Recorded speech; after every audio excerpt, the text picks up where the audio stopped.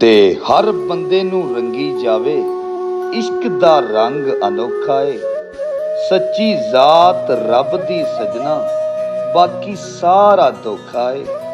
चादर ओढ़ना फकीरी वाली केड़ा कम ए सौखा है। मैं विचों मैनू कढना होया बड़ा औखा है। आजिज बन के इश्क कमालै मर जा हाले मौका है।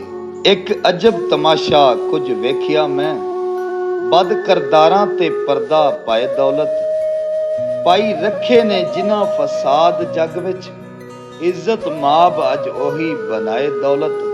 हाकम मुंह इंसाफ तो फेर बैठे ताले ऐसे ज़बां ते लाए दौलत। डर मंजिल ना कबर दा रिया सजना गरज इतनी के सिर्फ हथ आए दौलत।